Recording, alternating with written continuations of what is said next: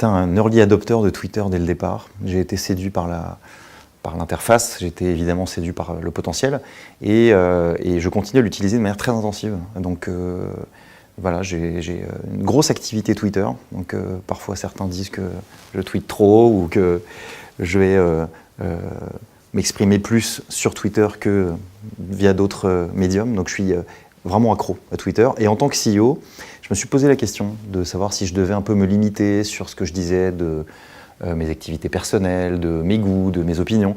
Et en fait, j'ai fait le choix d'être hyper transparent et d'être moi-même. Parce que je pense que si c'est juste pour raconter les news corporate de l'entreprise et de l'agence, bah voilà, on a un compte officiel. Enfin, je veux dire, c'est pas ça qui m'intéresse et c'est pas ça qui va intéresser mes followers.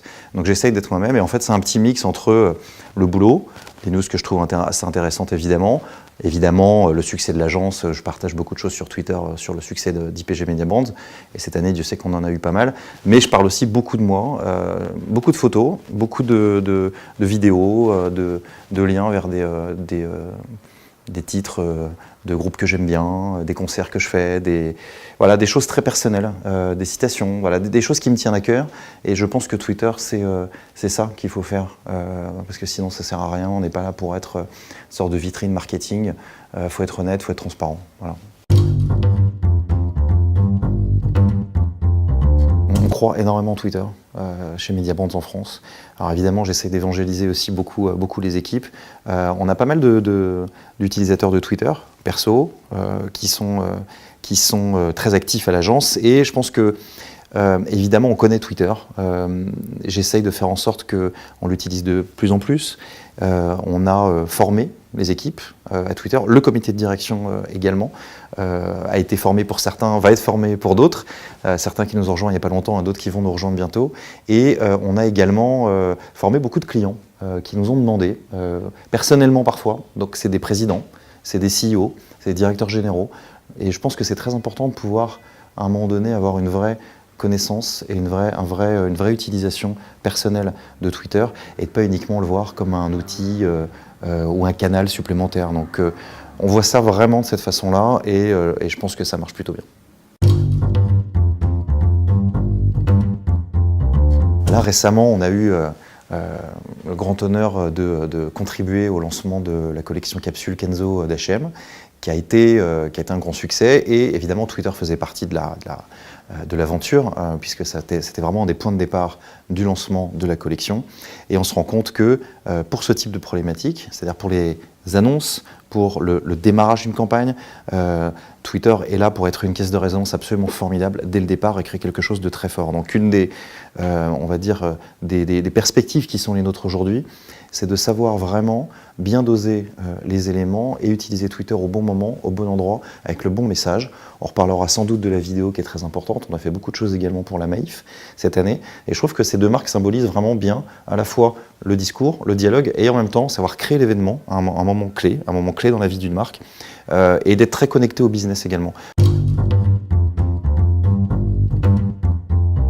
Je dirais qu'il y a eu plusieurs époques dans l'utilisation de Twitter par les marques, notamment en termes de storytelling et d'histoire portée via Twitter. Il y a eu au début l'utilisation un peu corporate, avec des tweets hyper à dire mesurés, calculés. Puis il y a eu l'ère plus live, amusante, où il y a eu un storytelling adapté. Tout le monde se rappelle d'Oasis, tout le monde se rappelle d'énormément de marques à ce moment-là qui se sont lancées dans cette espèce de création publicitaire et d'écriture et de grammaire publicitaire très liée à Twitter.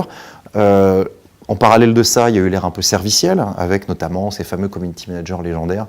On connaît tous le community manager de Bouygues Télécom, par exemple, s'il nous écoute, je crois qu'il est toujours actif. Mais voilà, ça c'était l'étape, on va dire, qui a permis à Twitter de trouver son écriture spécifique. Aujourd'hui, je pense que la vidéo est très certainement l'écriture qui est la plus intéressante sur Twitter. Encore faut-il ne pas utiliser les mêmes vidéos que les vidéos qui sont utilisées ailleurs. Donc je pense que c'est très important de pouvoir créer, à un moment donné, une sorte de lien entre le bon média, Twitter, le bon message, le bon moment, la bonne personne. Et là, on entre dans une période très intéressante.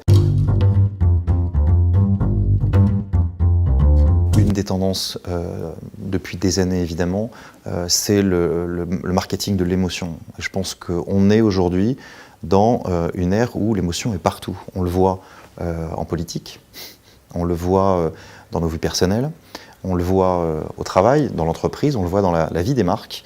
Et je pense que cette tendance, qui est une tendance qui monte depuis plusieurs années, grâce à un changement sociétal profond, grâce à une évolution de la manière dont nous utilisons également les technologies, change la manière dont on appréhende le monde et change notre manière de travailler finalement au quotidien, nous avec nos clients, et la manière dont les entreprises voient leurs consommateurs. Et j'ai le sentiment aujourd'hui que cette tendance de fond se cristallise dans des stratégies médias et dans des touchpoints bien particuliers, ce qui n'était pas le cas avant. On nous parlait du mobile, on nous parlait de l'année du mobile. Évidemment, c'est tous les ans l'année du mobile, je ne referai pas la blague, c'est pas la question.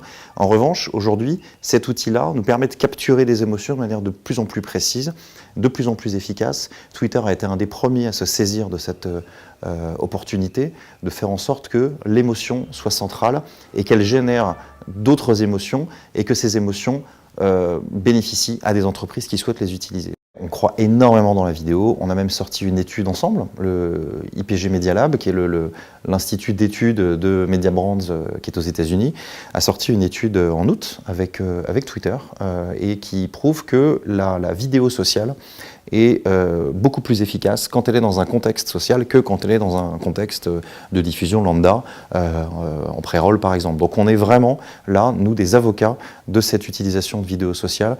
Je crois qu'elle est 2 fois plus efficace que quand elle est utilisée dans un environnement classique. Et je suis persuadé que c'est une des tendances de l'année prochaine et des années à venir.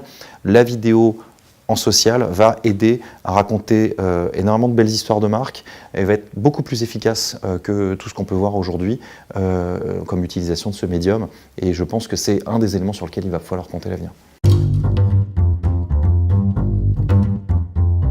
Je pense que Twitter a un avantage absolument unique, c'est d'être vraiment dans l'instantané. C'est-à-dire que ce n'est pas un endroit où on va aller discuter pendant des heures, c'est pas le propos. Mon point de vue personnel sur Twitter, et je dirais la vraie USP de Twitter, c'est d'être vraiment dans le ici et maintenant, dans le hic et nunc de cette espèce d'absolu et en même temps très éphémère, qu'on pourrait qualifier d'instant éternel, qui a un côté un peu tragique aussi, parce que quelque part, ce côté très éphémère fait que finalement, il y a des tweets dont on se rappelle des années après et qui ont parfois une petite résonance un peu particulière ou tragique. Je trouve ça assez intéressant de se remémorer de certains de ces tweets qui finalement après paraissaient prophétiques ou totalement à côté de la plaque.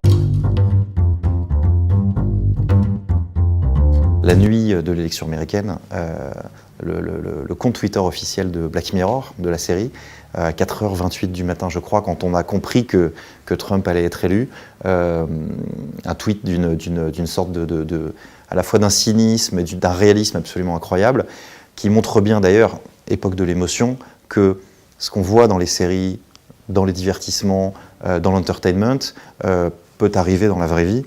On peut parler d'un signe noir, c'est la fameuse théorie d'un économiste américain qui dit que quelque part, ce qui est le plus improbable, le plus proche de la fiction, devient réalité, finit toujours par devenir réalité. Et ce tweet du compte officiel de Black Mirror disait « c'est en train vraiment d'arriver, c'est pas un épisode, c'est pour de vrai, c'est pas de la fiction ». 140 caractères, il faudrait que je les calcule comme ça. Merci à Twitter de nous permettre de vivre toutes ces émotions au quotidien. Je pense que je ne pourrais pas me réveiller correctement si je n'avais pas fait le tour de ma timeline et si je n'avais pas regardé tout ce qui s'est passé dans la nuit.